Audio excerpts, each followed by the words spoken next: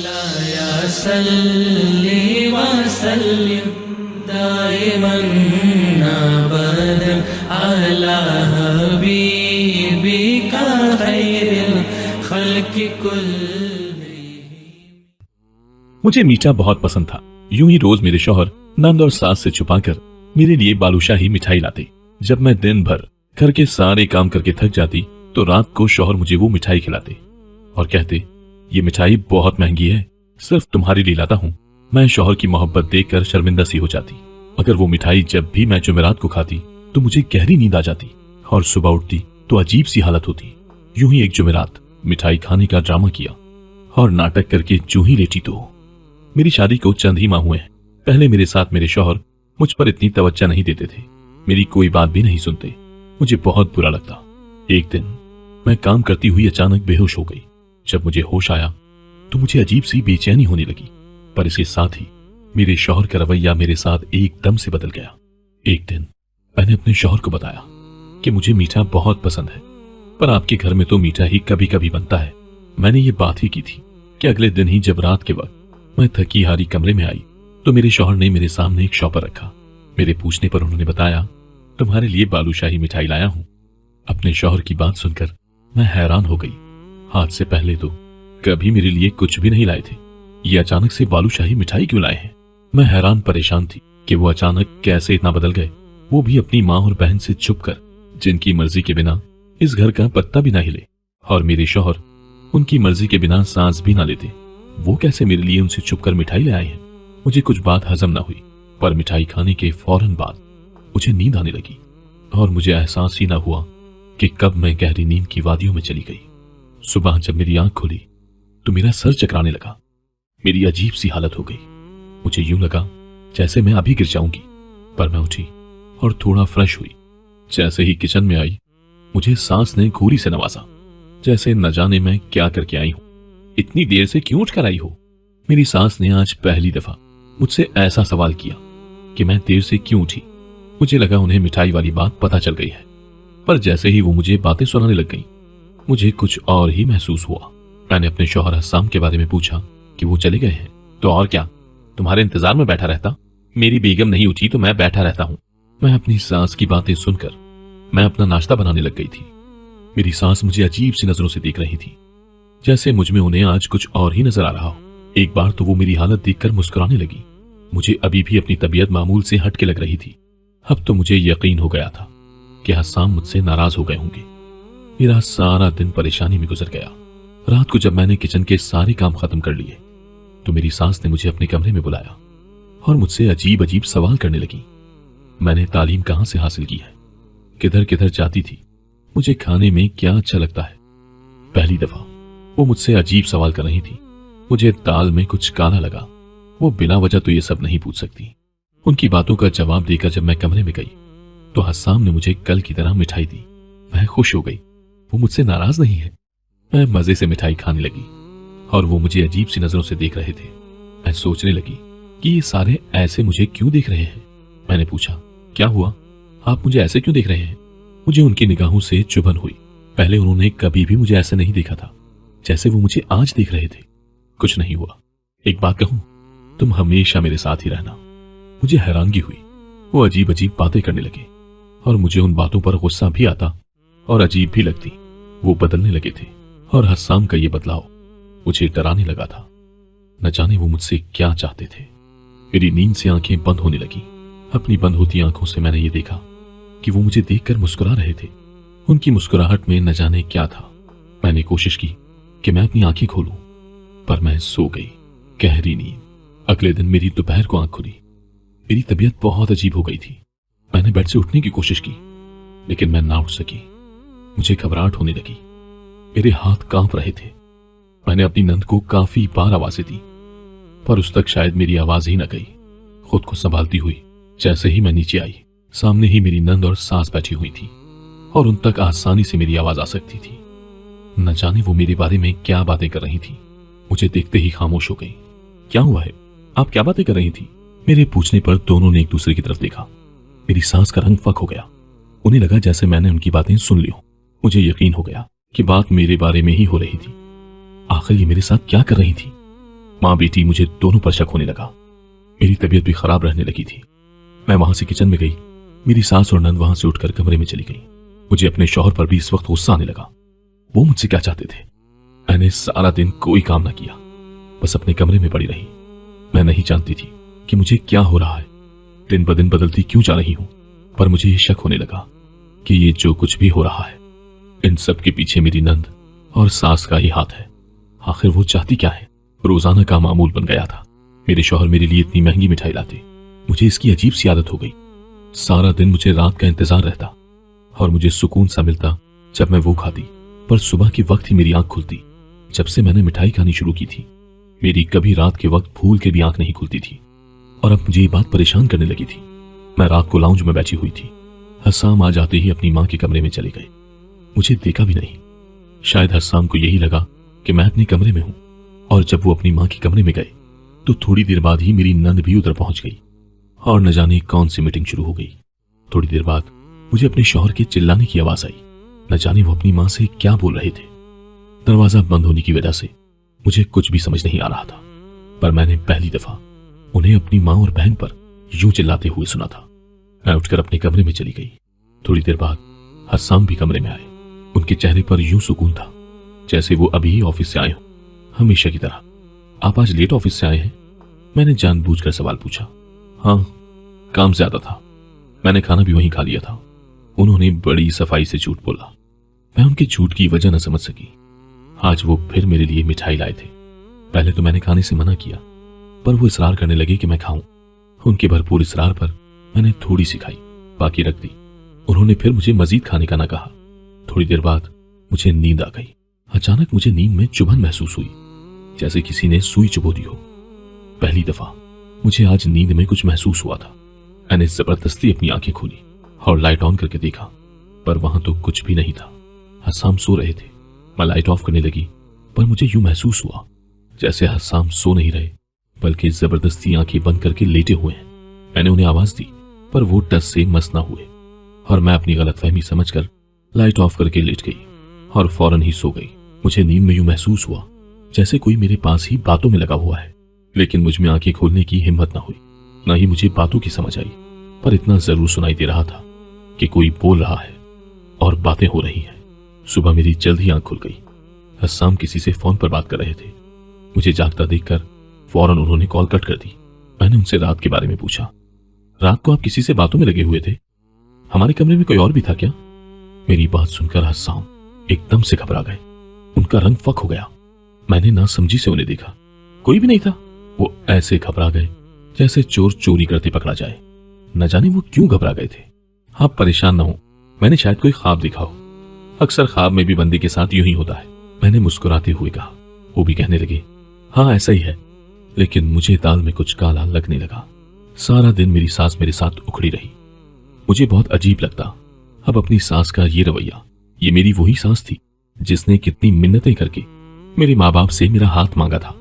कैसे जब ये मुझे घर में ब्याह करवाई थी, मेरे पैर जमीन पर नहीं लगने देती थी। जब भी मेरा कहीं से रिश्ता आता, मेरे माँ बाप इनकार कर देते, या न जाने मेरे माँ बाप ऐसा क्या कहते कि रिश्ते वाले खुद ही इनकार करके चले जाते। मुझे कभी इस बात की समझ ना आई। फिर एक दिन मेरी सास अपने इकलौते बेटे के लिए मेरा हाथ मांगने गई। वो पहली खातून थी जिन्होंने इतनी मिन्नतें करके मेरा रिश्ता मांगा था। माँ बाप ने भी दे दिया। फिर न जाने क्या हुआ, मेरी सास ने रिश्ते से इनकार कर दिया और मेरे माँ बाप बजाय उदास या परेशान होने के इनकार होने पर खुश हो गए। मुझे कभी ये बात समझ ना आई कि मेरे माँ बाप रिश्ते से इनकार क्यों करते हैं। वो क्यों मेरी शादी नहीं होने देते। कुछ दिन बाद मेरी सास फिर से आ गई और कहने लगी, मुझे आपकी बेटी को ही बहू बनाना है। वो कहती थी, हम सब कुछ कर लेंगे, आप फिक्र न करें, आपकी बेटी का घर बर्बाद नहीं होगा। मुझे आज तक अपनी सास की वो बातें याद हैं, पर ये नहीं जान सकी कि उन्होंने ये बातें क्यों की थी। लेकिन शादी के शुरू के दिनों में मेरी सास बहुत अच्छी थी। अब अचानक इतना बदल कैसे गई थी, मुझे बिल्कुल भी समझ नहीं आ रही थी। मेरी जिंदगी में हो क्या रहा है। पर मैं अपने शौहर पर शक नहीं करना चाहती थी। वो तो मुझसे इतनी मोहब्बत करते हैं। कभी कभी उनकी मोहब्बत के सामने मैं शर्मिंदा हो जाती। वो मेरा इतना ख्याल रखते हैं, मेरे लिए अपनी माँ से भी झगड़ लेते हैं और मैं उन्हीं पर शक करती हूँ। मैं लाउंज में दोपहर के वक्त बैठी हुई थी। अचानक से मेरी सास मेरे पास आई और गुस्से से बोली, बहुत तेज हो गई हो, मेरे बेटे को उंगलियों पर नचाना चाहती हो? ये नए नए ड्रामे करके क्या साबित करना चाहती हो? जानती हूं, ये जो तुम मेरे बेटे को जलील कर रही हो, उसे परेशान कर रही हो, ये तुम्हारे सारे ड्रामे हैं। न जाने मेरी सास क्या बोल रही थी। अभी वो मुझे कुछ बताने ही वाली थी कि उसी लम्हे हस्साम आ गए और उन्होंने अपनी मां को रोक दिया, जैसे अगर वो ना रोकता तो वो कोई बहुत बड़ा राज बता देती मुझे। खैर, मैं उठकर अपने कमरे में चली गई। मेरे पीछे पीछे हस्साम भी आ गए। मैं बिल्कुल खामोश थी। मैं कुछ जानती ही नहीं थी, इसी वजह से कुछ बोल भी ना सकी, क्योंकि मेरे पास कहने को कुछ नहीं था और मुझे अपनी सास की कोई बात समझ नहीं आई। वो किस ड्रामे की बात कर रही थी, मैं कौन सा ड्रामा कर रही हूं। अक्सर अब मेरी सास जाकर मेरे कमरे की तलाशी लेती, कभी मेरे कमरे से कोई चीज उठाकर लाती तो कभी कोई। मैंने भी कभी उनसे कोई सवाल न किया। मैंने हस्साम से उनके जल्दी आने की वजह दरियाफ्त की, पर उन्होंने कोई जवाब न दिया और बाहर चले गए। रात के वक्त आए। मैं उनके इंतजार में सो चुकी थी। उन्होंने ही आकर मुझे उठाया और मुस्कुराते हुए कहा, थोड़ा सा इंतजार कर लेती, मैंने आना तो घर ही था और लगता है अब मीठा पसंद नहीं रहा तुम्हें। पहले तो बड़े जोश से खाती थी मिठाई। मैंने उनकी बात सुनी और मुस्कुराने लगी। मैं तो अब भी खाती हूं, ये कहकर आज भी मैं जी भर कर खाने लगी। पर जैसे जैसे मैं वो खा रही थी, मेरा सर चक्कर आ रहा था। अचानक मैंने देखा कि कमरे में कोई लड़की दाखिल हुई है, पर इस वक्त तक मुझ में इतनी हिम्मत ही नहीं थी कि मैं आंखें खोलूं। मुझे इतने सुकून की नींद आ रही थी कि मैं दुनिया जहां से बेगाना होकर उस वक्त सोने के लिए बेताब थी।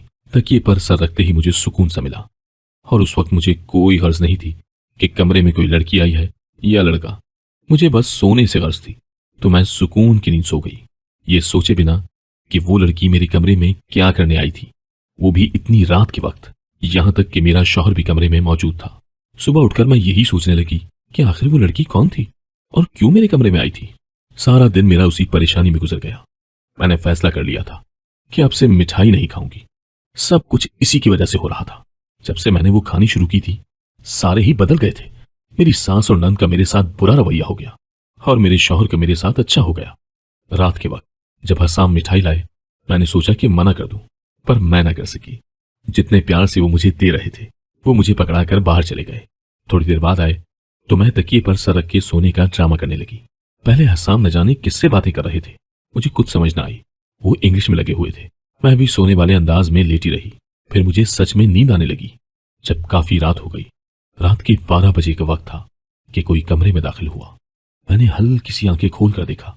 हस्साम ने उससे जो बात की, वो सुनकर मुझे यूं लगा कि किसी ने मेरे सर पर बम फोड़ दिया। मेरी पेशानी पर पसीना चमकने लगा। सोए हुए भी मुझे एक पल के लिए हस्साम से नफरत हो गई। वो शख्स कौन सी दवाइयों की बात कर रहा था, मुझे कुछ समझ ना आया। अचानक वो दूसरा शख्स मेरे पास आया। मुझे बाजू पर चुभन होने लगी। उन दोनों की बातें सुनकर मेरी रूह भी कांप गई और जैसे ही मुझे उसने इंजेक्शन लगाया, मुझे यूं लगा कि किसी ने मेरी जान निकाल ली हो। न जाने वो क्या था। मेरा दिल किया कि मैं चीखने लगूं, चिल्लाऊं। मेरे लिए बर्दाश्त करना मुश्किल हो गया। मुझे समझ ही ना आए कि मेरे साथ हो क्या रहा है, लेकिन मैं बर्दाश्त किए लेटी रही। न जाने मुझसे हस्साम क्या चाहता था और ये सब क्या था।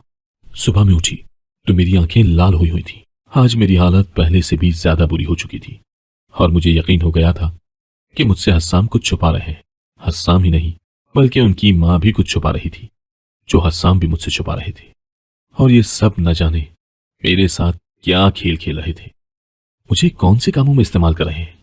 नफरत होने लगी अपने शौहर से। मेरा दिल करने लगा कि मैं सब कुछ छोड़कर अभी के अभी अपने घर चली जाऊं। उस वक्त मैं शदीद तकलीफ में थी। पूरा दिन मैं अपने कमरे से बाहर न निकली। रात के वक्त जब हस्साम घर आए तो मैंने उनसे कोई बात भी न की।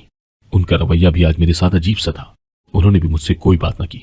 अचानक मेरी नजर हस्साम की बाजू पर गई, जहां पर पट्टी बंधी हुई थी। आज वो मेरे लिए मिठाई भी नहीं लाए थे। मैंने कोशिश की कि पूछूं कि हाथ पर क्या हुआ है, मिठाई क्यों नहीं लाए, पर मुझे कल रात याद आ गई। मेरा दिल किया कि पूछूं वो मुझसे क्या चाहते हैं। 2 मरतबा कोशिश भी की, लेकिन फिर खामोश हो गई कि अगर मैं गलत हुई तो। फिर कल रात जो मैंने देखा, वो सब कुछ भी सोचने लगी। हस्साम अचानक क्यों बदल गए थे। कुछ तो इनके दिमाग में भी चल रहा था जो वो मुझे नहीं बता रहे थे। अगर कल रात मैं सब कुछ ना देखती तो न जाने ये मेरे साथ क्या कर देते। इसके बाद काफी दिन हमारे दरमियान कोई खास बात ना हुई, पर मैं अजीब सी होने लगी। मेरी तबीयत हर वक्त खराब रहने लगी। मुझे यूं लगता कि जैसे मेरा सर अभी फट जाएगा। मैं सारा दिन और पूरी रात बेचैन रहती। मेरा दिल भी घबरा रहा था। हसाम अब रात को देर से घर आते और अपनी मां के कमरे में चले जाते। जिस दिन हसाम कमरे में ना आते मेरी तबीयत खराब होने लगती, जैसे मुझ पर वो लोग कुछ कर रहे हों। आज भी वो काफी रात को कमरे में आए। हसाम, क्या चाहते हैं आप मुझसे? बात क्यों नहीं करते? मैं आपसे बात करूं तो जवाब नहीं देते।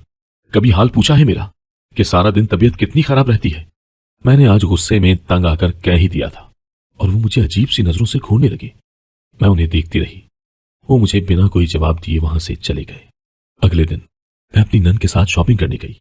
उसने कहा कि लंच करके ही जाते हैं। हम एक रेस्टोरेंट में चले गए और मेरी नजर अचानक से सामने वाली टेबल पर गई। मेरी आंखें वहीं पथरा गईं। मैं वहां से फौरन निकल आई। मेरा दिल किया कि हसाम को गोली मार दूं। तो ये थी उसकी सच्चाई। अगर मैं नहीं तो कोई और सही। मतलब उस रात यही लड़की कमरे में आई थी। मुझे यकीन हो गया। घर आते ही कमरे में चली गई। मैंने सारे कमरे का सत्यानाश कर दिया। मेरे आंसू भी गिर रहे थे। हसाम मुझे धोखा दे रहे थे। वो मुझे इस्तेमाल कर रहे थे। रात को हसाम आया। आज उसका मूड पहले की तरह ही था। वो मेरे लिए मिठाई भी लाए थे, पर कमरे में दाखिल होते ही छिटक गए और मुझे देखकर पूछने लगे, ये सब क्या है? क्या हुआ है तुम्हें? अभी भी मुझसे पूछ रहे हैं कि क्या हुआ है? बताएं अपनी सच्चाई। क्या चाहते हैं आप मुझसे? क्यों मुझे अपनी जिंदगी में शामिल किया हुआ है? मैंने गुस्से में पूछा और वो नासमझी से देखने लगे। क्या कह रही हो? मुझे कुछ समझ नहीं आ रहा। और ये कमरे का क्या हाल बनाया हुआ है? आराम से बैठो और बताओ क्या हुआ है। हसाम ने मुझे सोफे पर बिठा दिया। आप इस मिठाई में क्या मिलाकर मुझे खिलाते हैं और आप ऐसा क्यों करते हैं? मैंने गुस्से में पूछा। मैं आज सब कुछ जानना चाहती थी। नींद की गोलियां मिलाकर खिलाता हूं। मुझे बिल्कुल उम्मीद नहीं थी कि हसाम इतनी आसानी से बता देंगे, और वो भी मेरे एक बार ही पूछने पर। मैंने गुस्से में पूछा, क्यों मिलाकर खिलाते हैं? क्योंकि मैं तुम्हें तकलीफ में नहीं देख सकता। वो बड़े आराम से बोले। मैंने घूरा। हसाम, मैं आपकी सच्चाई जान चुकी हूं। अब मुझे कोई उल्टी सीधी कहानी नहीं सुननी। मुझे आपके साथ नहीं रहना। मुझे तलाक चाहिए। मैंने गुस्से में कहा। वो भी एकदम से ही गुस्से में आ गए थे। मेरी सच्चाई? मेरे बारे में? और वो भी तुम जानती हो? तुम तो खुद अपने बारे में नहीं जानती, फिर मेरे बारे में क्या जानती होगी? जानती हो अपने बारे में? अच्छा चलो ये मान लिया तुम मेरे बारे में जानती हो, तो जरा पहले अपने बारे में तो बताओ कि तुम क्या जानती हो। वो मुझसे ऐसे पूछने लगे जैसे मुझे अपने बारे में मालूम ही नहीं, या फिर मैं अपनी जिंदगी का कोई राज ही नहीं जानती। कौन था वो शख्स जो उस रात कमरे में आया था? और कौन थी वो लड़की जिसे आप बुलाते हैं मुझे नींद की दवाई खिलाकर? बताएं। और वो होटल में आज आपके साथ कौन लड़की थी, उसके बारे में भी बताएं ना। और अपनी मां के कमरे में जाकर मुझ पर जादू करते हैं। मुझे अपने बारे में सब कुछ मालूम है। मैंने गुस्से में चिल्लाते हुए पूछा, और तुम अपने बारे में ये जानती हो कि तुम्हारे माँ बाप क्यों तुम्हारी शादी करना नहीं चाहते थे? वो सिर्फ मुझसे ही नहीं बल्कि किसी से भी तुम्हारी शादी नहीं करना चाहते थे, क्योंकि तुम एक बीमार लड़की हो, और वो कहते थे कि तुमने जल्द ही पागल हो जाना है। जो भी तुमसे शादी करेगा वो तुम्हें तलाक दे देगा। मेरी मां भी फिर तुम्हारा रिश्ता नहीं लेना चाहती थी। मेरी जिद पर तुम्हें मेरी मां ने उस घर की बहू बनाया। और रही बात तुम्हें नींद वाली गोलियां खिलाने की, तो एक रात थोड़ी सी मिठाई तुमने खाई थी। अपना हाल देखा था? मर जाती तुम अगर नींद की दवाई ना खाई होती तो। नींद वाली दवाइयां खिलाकर इलाज करवा रहा था तुम्हारा, और वो लड़की तुम्हारा इलाज करने आती थी। और उस रात वो डॉक्टर था मेरे साथ जिसने तुम्हें इंजेक्शन लगाया था। मानता हूं कि रात के वक्त वो लड़की आती थी। अगर कहती हो तो बात भी करवा देता हूं कि वो यहां क्या करके जाती थी। और वही लड़की आज रात होटल में भी मेरे साथ थी।